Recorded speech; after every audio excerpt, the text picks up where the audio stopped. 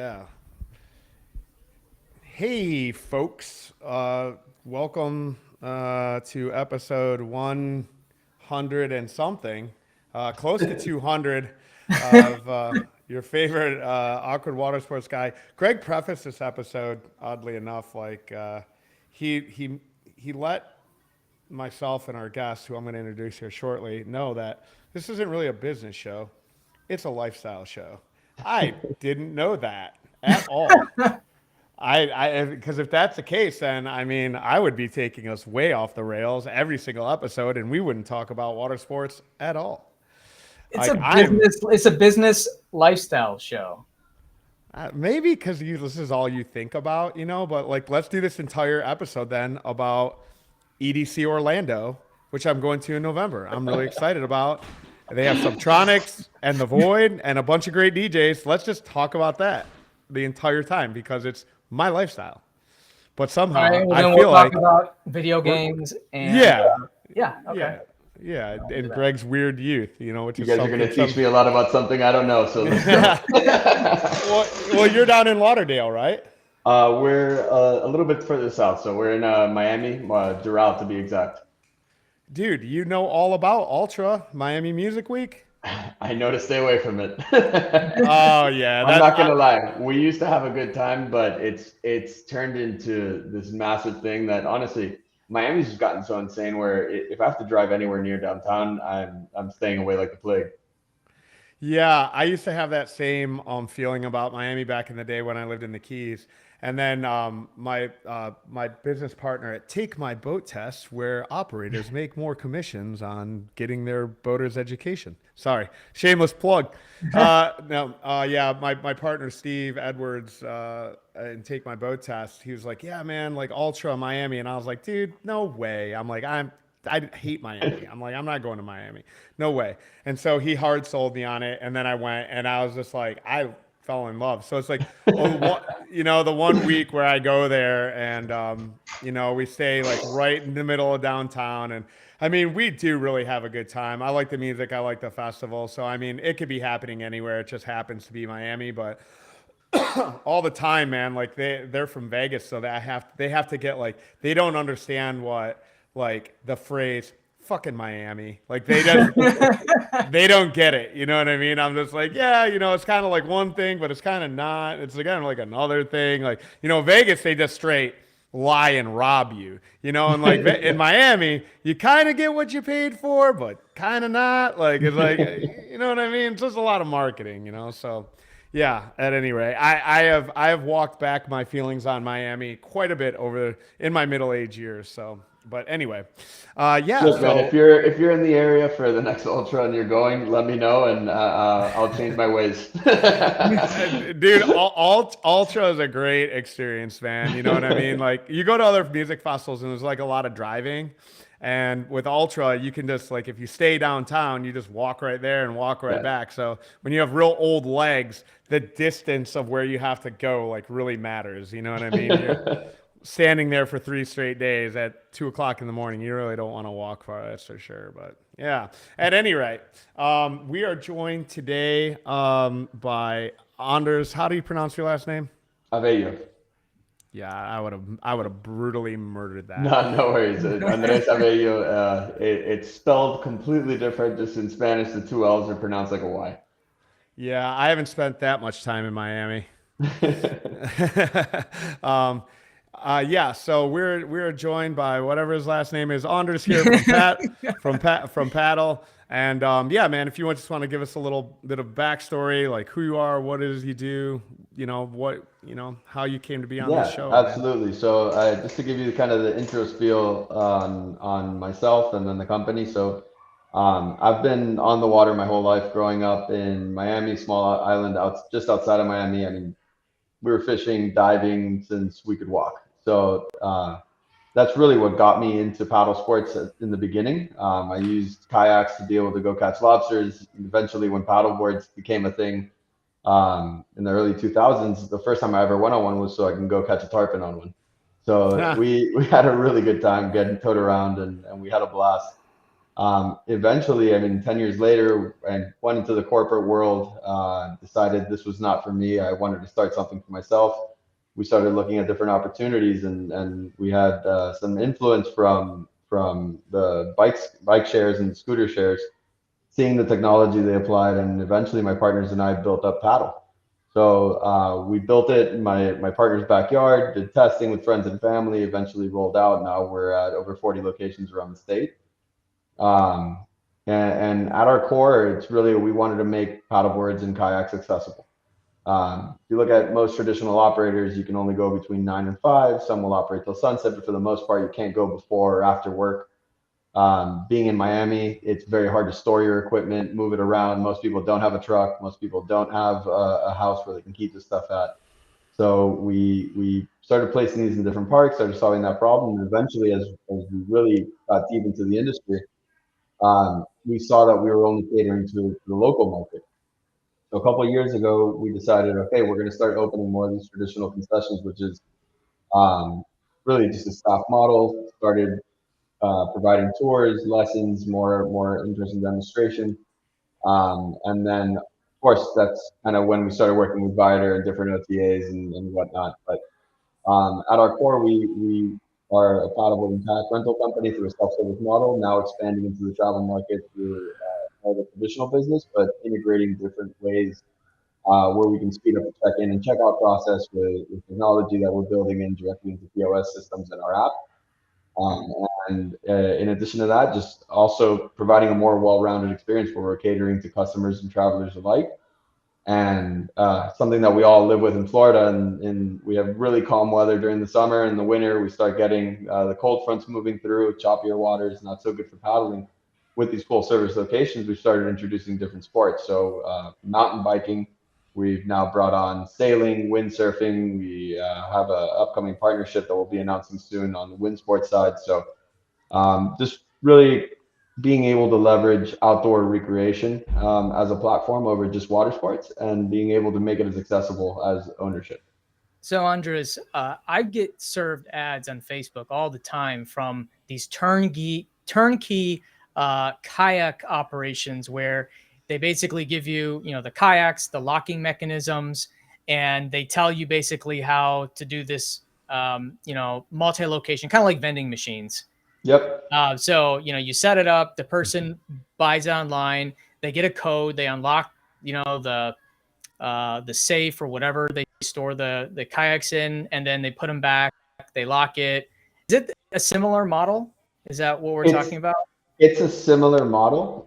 Where we really differentiate ourselves is on the experience side. So with a lot of these self-service platforms, you're simply unlocking it, renting it, and that's about it. So I mean, we've integrated sensors and technology into the boards themselves through the housings that we mount onto each piece of equipment, as well as the kayaks. We have GPS tracking on all equipment. We've implemented, I mean, obviously with everything that happened with SB 606, we were the first company that was compliant for that. Just through the processes that we take in, the GPS tracking, we have live tracking on all of our rentals, and then also being able to layer in the OTA integration and the online booking integration into the self-service aspect. We've been able to add just a lot more than that. So I mean, we don't view ourselves as a product. We view ourselves more as an experience company, where we can, yes, if you're local, you simply want to unlock and go, we do that, but we do it in the right way and in the safe way. And if you're a traveler and you want a little more hand holding and you want a tour of the area and you want that experience, we have tour guides as well to be able to help you out. So oftentimes when I've been in the streets of Miami, you see these like the scooters, like the lift scooters, and all the Yeah. crazy things that happen to them. Like people just like chuck them into the water or something like that. Has anything ever happened like that? Have you ever been like, what? They did what? You know what I mean? Like took off or got So away? honestly, we have not, and it has a lot to do with where we operate. So we're not just like on the side of the road where someone can go grab it and do what they please. We're in public parks, which are usually closed at night. They have operating hours where you can go in or out of the park. We operate in state parks. We operate in beaches, which are also closed at night. So there's a lot more protection in terms of what you can deal with. Also, And this is heavy equipment. This is large equipment. This is not something that you can just grab by the handlebars and whip around like a toy.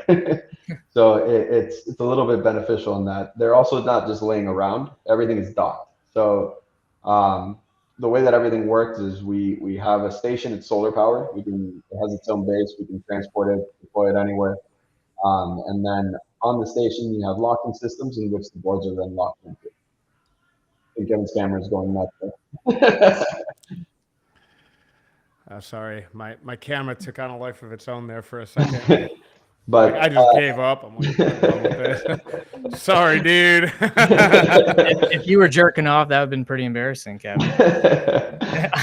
Go ahead. or going on the show with no pants or something like that. Yeah. Two things I'm known for: jerking off to paddleboarding. I'm like, oh man.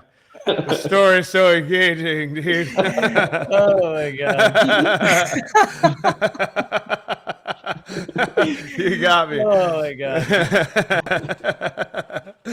Yeah, man, that's pretty fucking funny. Yeah, good one, Greg. You got me. Dude. Yeah, I got you. Yeah. All the years of Greg, like, you know what I mean? Like, just, I mean, spending all this time with me. I'm pretty funny. Yeah, you gotta. I mean, you're not, but that's well. Okay. My opening at the port last year got some good reviews. So yeah, I mean, you put a lot of thought into trolling me. It was pretty good. Okay, I digress. I'm sorry, Andre. No. This is the Awkward Watersport Guys, by the way. I think you knew what you got yourself into. 100%.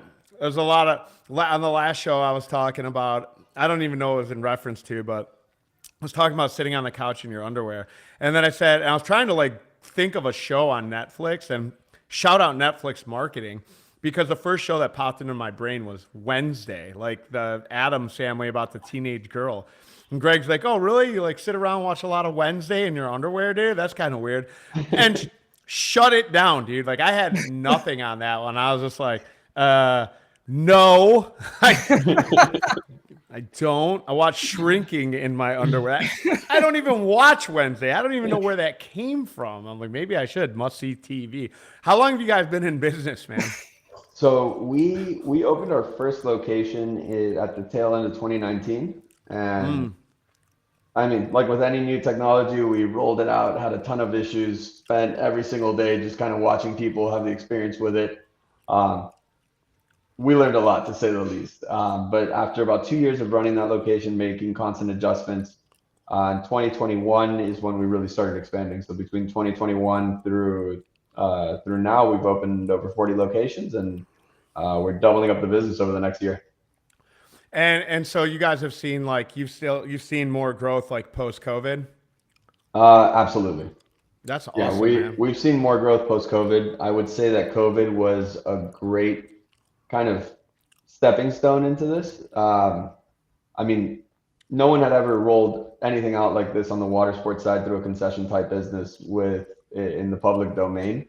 So COVID kind of opened the opportunity for us to actually have these conversations with different cities. I mean, as someone who didn't have an existing contract, trying to I guess kind of break into the industry on the government side, COVID allowed for that conversation just because we were different. It wasn't staffed, so everyone was social distancing and this whole thing.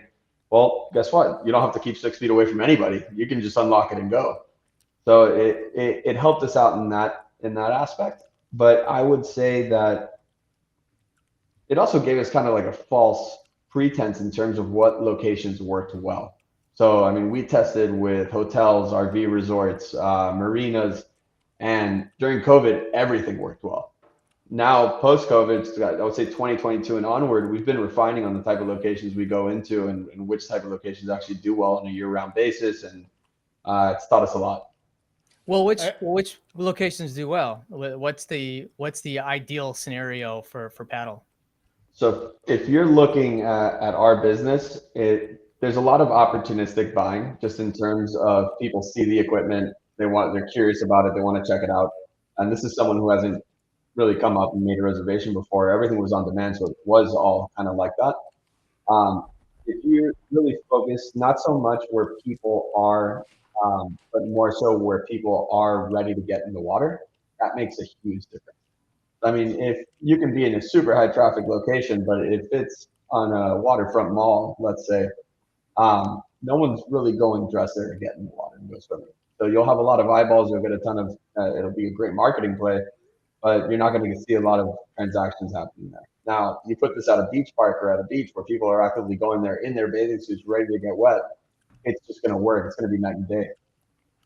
And how do the economics parse out? I mean, is it like I know you guys do you do a rev share with you do with the person's property that you're on. So like I guess think vending. What's that look like? Walk us through that. So our net transaction, this is pre the team, the maintenance team, and everything like that. But if you're looking at a per transaction cost with the rev share and just with data costs, hosting fees, stuff like that, you're looking at about a 70% gross margin. Oh wow! So it's healthy, but also like with any business, I mean, if you're making a 70% gross margin on $25, you need to have volume. So it's really a volume game. You need to be able to drive that traffic. So that's where we really put our focus after the fact. And this is a franchise, or is it you partnering with the location? No, so we partner with the location, and we own and operate all of our equipment. Franchising is something that we've explored, but we actually own and operate. We have a team throughout Florida managing everything. And franchising was actually the initial approach as to when we built this product. We thought, hey, we're going to go after every water sport vendor and they're going to check this out. It's going to be great. But no one wanted to be a guinea pig. Let's just say that. So we ended up taking the reins under our own control, and we said, okay, let's build these things out. Let's run it. Let's prove it. And it got to the point where we built a pretty sizable business, and it's working well. Yeah. Did you guys were you guys like business guys before this, or? So I've always been in the finance realm, and then my other partner has been in operations. My other partner, an engineer. Yeah. I got one of those. It doesn't work. It doesn't really work otherwise, but especially if we didn't have the team in house that we have, I don't think we'd be alive today. So especially in the early days. I got to ask, is the engineer partner, are you guys, does he always have is it like this, oh, you know what I mean? This long, and you're just like, no, dude, way too much. You know what I mean? You're overthinking this. I don't think so, actually. He just likes to build things and make sure they work. And he's the one who I got you. He's actually built the thing. He actually built the thing. We built it in his backyard. Okay, yeah, now that all makes more sense. Yeah, sometimes I'm like square peg round hole with the business partner. I'm like, yeah, dude, what about this? And it's I feel like, yeah, if I wanted to make a paddle or something like that, he would be the guy for it. I also feel like I'd be about 75 by the time he got done. I'm like, come on, dude. I mean, yeah, we all have different personalities. I myself, I'm the go-to-market guy. I'm like, I don't care if it's working that well. Let's just get it out there, test it, see what feedback we get, and we'll figure it out later. My other partners are a little bit more reserved in terms of trying to make sure things are done right. And one of them is to one extent where everything is perfection. The other one is more kind of the middle guy, and I'm we'll figure it out later. But we balance each other out. That's awesome. So Andres, I'm curious, is there any other companies doing this in the market other than the ones I talked about, like the kayak, kiosk, self-serve model? But is there anyone actually doing it at scale like you are? And how new is this kind of industry you're creating here? So the industry, I mean, you guys know it's ages old. It's as long as people can rent a boat or a kayak. But in terms of applying this type of technology to it, I would say, I think we were the first ones. I don't remember seeing anyone else out there, and we did our research. Now, from then to now, there's been a few that have popped up. Some of them definitely have more locations than us, but I wouldn't say that they're seeing the revenue on a per unit basis that we're seeing. And that's really more focused. I mean, my number one goal is let's make sure we can maximize how many rentals we can get per unit. Make sure that we're providing an amenity that actually makes sense to the public and not just a piece of equipment that I'm going to ask the city to pay for and deploy it anywhere and everywhere. So a lot of these different companies, and not to say that they're right or wrong, but they'll actually charge the city to pay for them. It's an option that we explored early on, but what ends up happening is that you get a lot of these like small town with like a couple hundred or a couple thousand people living there. They use it a couple times, and then the equipment just sits the rest of the year. With what we're looking at more of these high tourism travel destinations, and also larger cities that truly have the constraints of ownership that we solve. So you're looking at waterfront cities, and it could be lakefront or oceanfront, but with a lot of high rises, not a lot of places to store the equipment. So you go a small house, chances are, or an apartment, chances are you don't have a pickup truck to move the stuff around, or a roof rack. So looking at locations with that type of demographic is really where we're after. So is it just like, I mean, your typical water sport operation where it's just like pay to acquire, run ads, get it, or do you guys have like continuity offers or like paddle month? So we have membership. We have. If you look at our business model, we have rentals, which are just paid hourly rentals, and we have it at $25 an hour. We have memberships where for $200 a year, you can ride 2 hours a day, every day at no additional charge. So in lieu of having to buy your own board, you just pay $200 a year. You have access to every single one of our locations. And then we also have the tour side of the business, which is where depends on the market that you're in and the tour that's being offered, the length, but usually ranges between $60 to $100 depending on the tour. And a guide will actually take you out, can take a group out. We do corporate events at some of these locations and everything like that. Out of the three of those, which is the most, what's the best take? Rentals, just the pure rental. We right now, in terms of a rental basis, we're seeing, I need to get this refresher. The last refresher I looked was a few months ago, but we're about a 72% repeat rate. So it's a lot of locals. A lot of local. Yeah, I think I can see this really working well for locals. I like the subscription model tool too, with like more local non-touristy markets. Yeah. So how much like actual work?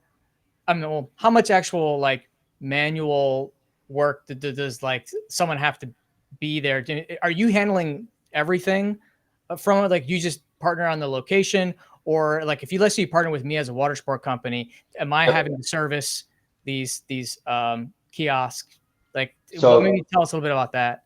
So it depends. If we partner with a hotel, let's say, or with you that you have your own location, and we haven't done this yet with an existing water sport operator, but let's just say it looks like our standard agreement. We provide a 20% revenue share. We cover the cost of the equipment, and you sit back and collect 20%. Now, in terms of maintenance, we handle all the maintenance. So if you want to be the person that's handling the maintenance on there, we can increase that revenue share to a 30% versus a 20%. Oh. And I'm the one just to get an idea, the maintenance itself isn't really maintenance. What we would ask of you, if there's any issue with our equipment, something's damaged, broken, something like that our team will go and replace that. But more so making sure that at the end of each day that the equipment is in good working order. If the life jackets are ripped, I mean, let us know and we'll replace it. And we have daily checks at every single one of our locations. So give me a good, wait a minute. Go ahead. Pause. Give me a good story, man. You got to give me something here. Something crazy has happened to every water sports operator ever. And you got to give me something here, man. I need something. Come on. Dude, honestly, it hasn't. And I mean, in terms of crazy, I've had freak out moments where I've stayed up till probably 3 a.m. trying to figure out what's going on. And it was due to actually a report that I had that was incorrect. You never caught someone banging on one of these things, or somebody did a paddle buy or something? Fucking no one's stolen one of these things, dude, in Miami? No, you know what? Actually, no. You know where I think the craziest thing that's ever happened was a car ran through one of them. Well, fucking that's a great story. What do you mean? That's not the stuff that keeps me up at night, but yeah. Yeah, I like that. A car ran through one? It was backing up, accelerated, and just took the whole thing out. And this was at one of our first boat ramp locations, and now we're not at any boat ramps. So it's like self-serve. So it's got like a little robot voice. It's like, help me, help me. No, it does have an alarm. So this thing just started screaming off. And we got a call the next day, and I'm like, oh my God, what happened here? Of course, the first thing I get is a video, complaints, a picture, but we go over there, we solve it, put a new station there. Do you handle like the service side? Like if something goes sideways on one of these things, do you get like a guy like me? It's like, what the fuck is this? Oh, absolutely. Yeah. Ah, there we go. So this is something that I see so much in our industry, and it's probably all industries, right? But we run the Facebook group, and I see so many of these guys, they bitch about their customers. So it's like, customers are so stupid, and they got like qualified captain. Have you ever seen that Instagram page? Yeah. Right. And so it's just like people is just like bagging on like customers like constantly in our industry. And they're always like, it's in the maritime boating industry. It's like, this guy's an idiot, doesn't know how to back up his boat, whatever. It happens all the time. Man, dealing with fucking B2B water sport operators has like behind the scenes is the most they do all the same shit that their customers do. They want to beat you up on price. Like, well, what if I do this and we do that? And I just be like, motherfucker, if I called you up and wanted to rent a boat or a jet ski or a paddle, don't you want to strangle the customer? Don't you bitch about the same guy? Do the same thing. Like, we run this podcast. I got to beg them for reviews. Like, come on, leave us a 5-star review, guys. And I'm just like, you motherfuckers are just as bad as the people that you rail against, man. Because I just... it's all the time, man. Like on the TMBT side, they'll be like, oh, well, this thing isn't, there's something wrong with the system. And I'm like, no, there's not. No, there's not. There's something wrong with you. There's something wrong with your customer. You didn't listen. You can't figure it out. Cause like, we're not techie people by nature, right? Like water sport operators are not sitting behind a computer, fucking, you know what I mean? Inside their Excel spreadsheets, like most of them aren't, right?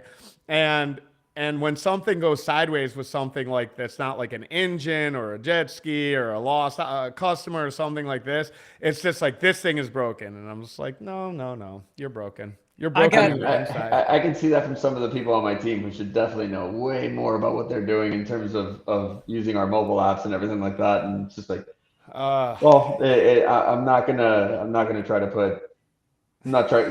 to make this work. Let's just say that. So I have got to ask, because Miami is the most interesting water sport market probably in the country, maybe the world.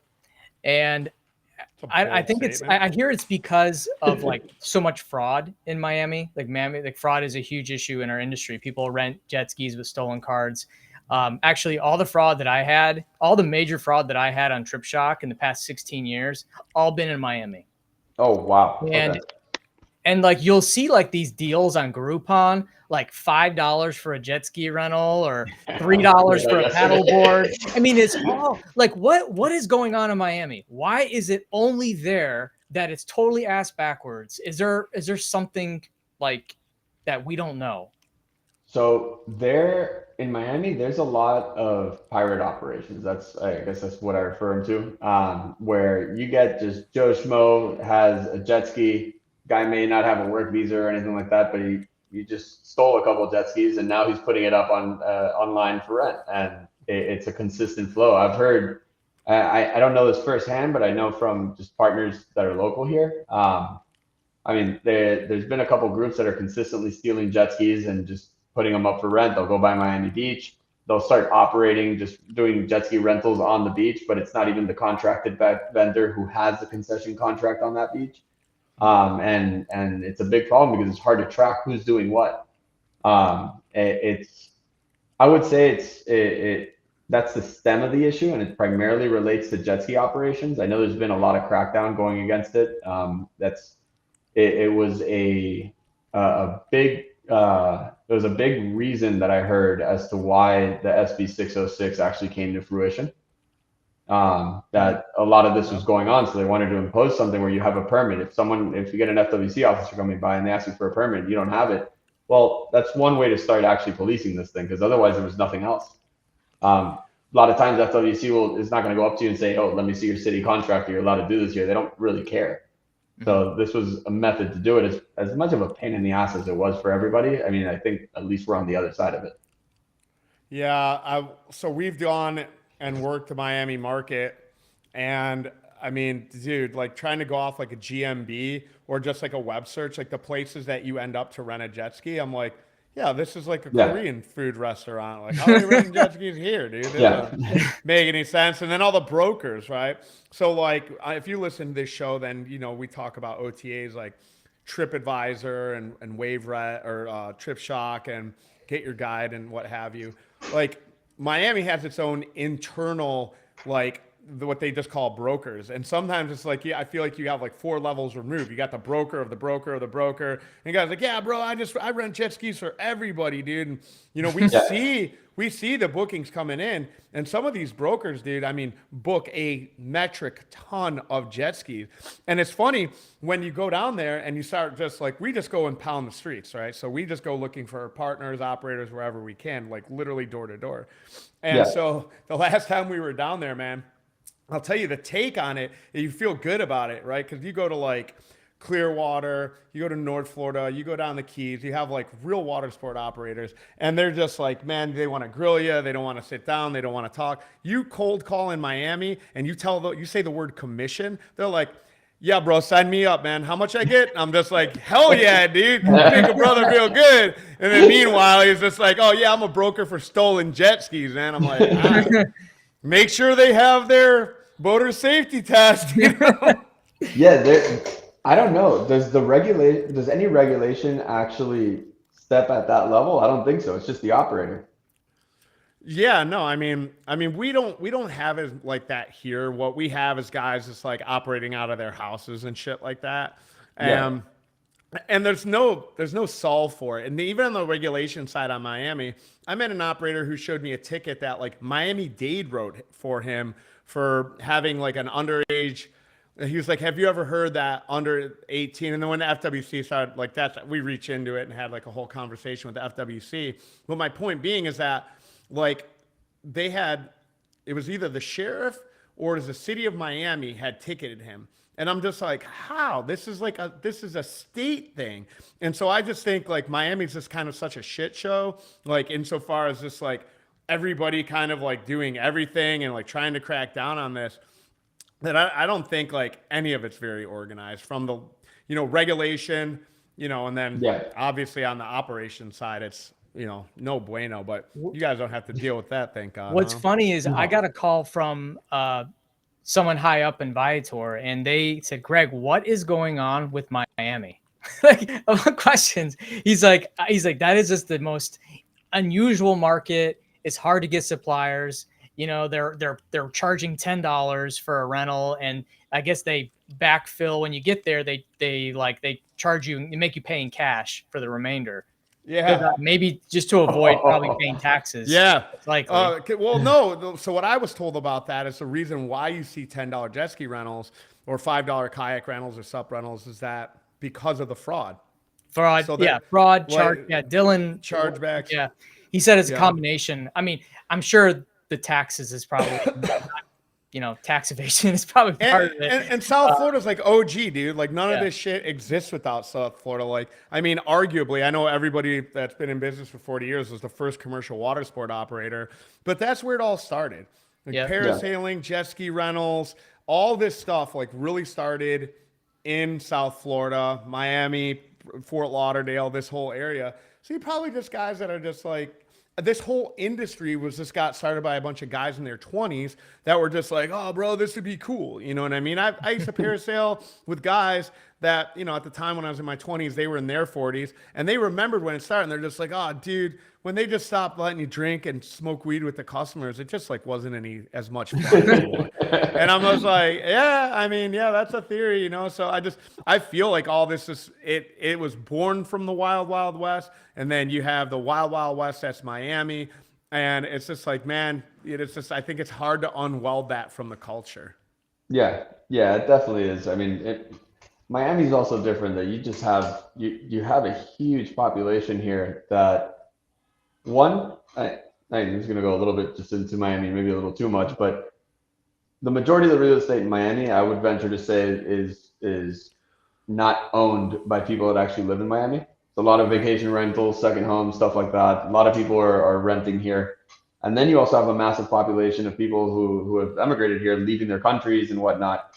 A lot of them not having work visas or ways to make money, and then they see a jet ski. Well, I can rent this thing and start making some real money. And then with the market down here, I mean, I don't market jet skis at all on my website and our verbiage, anything. I'm getting 20 calls a week on people asking me, do I rent jet skis? So there's a lot of people that want to do it.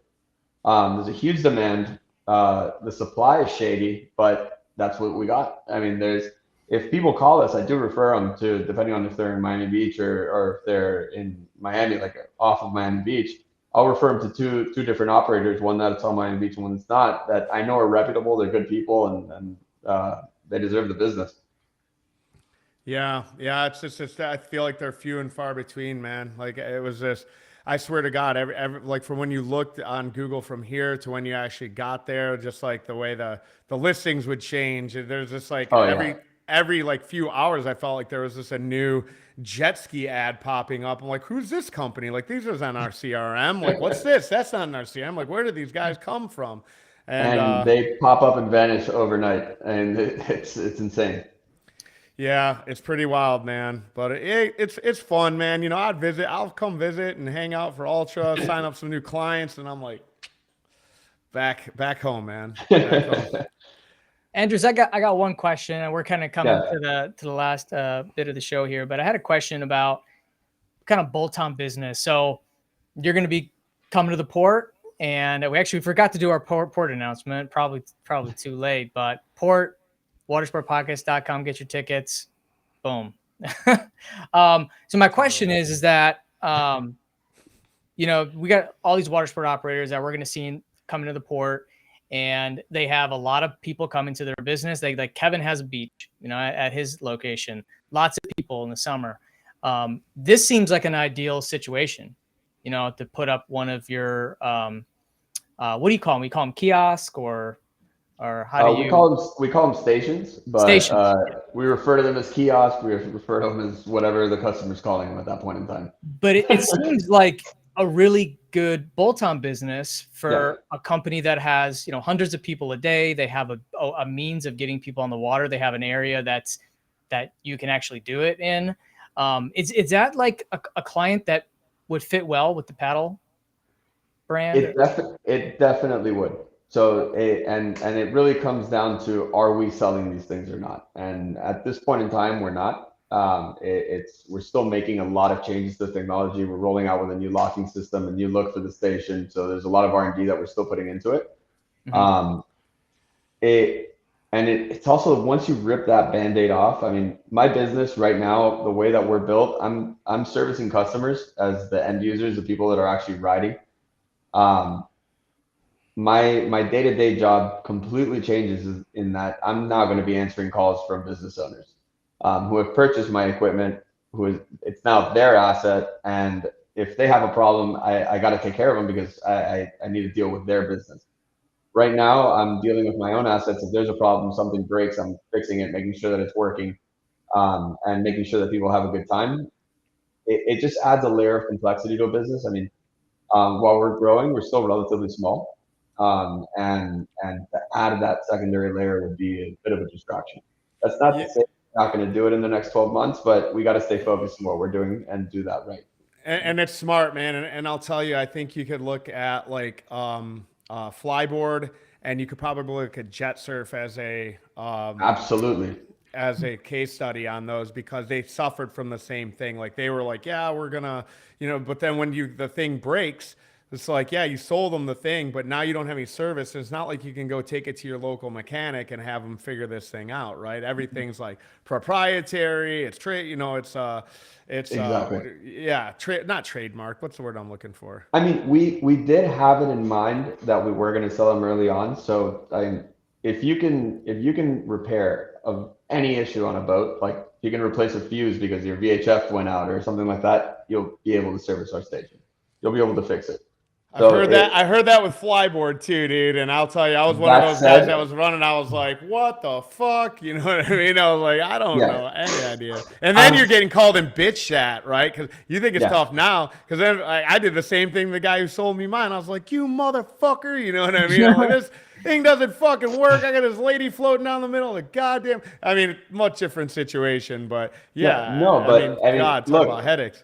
if I were to sell it, and let's say you buy it, let's say I sell it to you for 40 grand, you buy this and you're not making money, you're having a good first month, you start running into issues, and now people are complaining because they can't rent for XYZ reasons, whether it's your issue, the customer's issue, or just someone having a problem that's not really a problem as us as the manufacturer. I sold you a business, you expect it to work. So I'm not prepared to deal with that type of I would guess like customer support process at this point in time, in that we're just laser focused on the end user. There will come a time where we are going to open the gates, let's say, and we'll allow people to bolt this onto their business and have an additional revenue stream by being able to add paddle. I just don't think that it's a smart move for us to do it now, where, I mean, we all wear 35 hats. I'm the accountant, I'm the CEO, I'm the sales guy. I'm not going to say I'm the marketer because this company would flop, but we all do wear many hats. I mean, there's many days. I mean, you have a hurricane coming through, and it's my 3 partners and every single person in the team in cars just running up and down the coast. Like we are a small team. I mean, right now, our entire team managing 40 locations, not including contractors, part-time employees, it's like a core team is 7 people. As soon as I start selling stations in a B2B model, I need to add 3 more people to that headcount just to really be able to service that customer base. Yeah. And then I think, like, I mean, I don't know. It's quicker money, I'll tell you that. It's not $1,025 transactions. I mean, have you guys had a lot of leads come in, like people being like, "Let me buy this for 40 grand"? Solid leads. I'm not going to say just random inbound leads. We're getting 4 to 5 a week. Yeah. I really like it because, Kevin and I we're talking about the unique economics of renting kayaks and paddleboards, of it really, unless you're in an area that's known for kayak and paddleboarding, it's really hard to do. But if we had someone that came in and said, "Hey, I'm going to do it for you and just pay us a percentage and we'll give you a spot," that is, for a lot of locations, that's a lot better than us having to hire somebody, buy the equipment, and do it ourselves. So I really like what you guys are. That's our core business model. That's our core business model, where we own and operate our equipment. We're liable for all the equipment. If it's not renting, we're not making money. It's in our interest to get that fixed as fast as possible. I see the most alignment through that model than me just selling you this piece of equipment, which is really a business. We're not just selling you a piece of equipment. It's a business with a back end, with a user interface. I mean, this thing is soup to nuts. It's plug and play. But there's definitely more alignment just if we own and operate and make sure that we keep it operational. I definitely give it, I give it 5 stars. So the concept makes sense because there's so many operators that I know, big operators that offer kayaks and paddleboards. I think Kevin can attest to this. It's a pain in the ass. They don't make a whole lot of money on it. But they still offer it because they make enough. You know, if they can't send out a parasol boat because it's too windy or something, they have something else to offer, but it doesn't make enough money. And I'm sure most of them would rather outsource it if they could. So I do think there's a need you're filling in the market, and I wish you the best. I think. I mean, if you guys have any leads and you want to make the connection, I've told Kevin before, we'll definitely make it happen. Oh man, you can come down and meet them all here in October, dude. We'll absolutely do that. Yeah, man, we got you, dude. The tickets are already there. I'm gonna see if how many of us can actually go up, because we are a small team. Not everyone can leave the operation alone, but for sure, myself and someone else on my team will go. Awesome. Love it, dude. Well, brother, thanks for joining us, man. And if you guys are interested in paddle, how can anybody reach out to you, dude? Our website is the best spot, or download the paddle app. It's PADL. Yeah, and then and Anders will be milling around the port, and if you guys want to hook up with him, he'll be there to answer any and all questions. Brother, thank you so much for joining us, man. And as always, keep it awkward. Keep it awkward. Thank you, guys. All right. Yeah.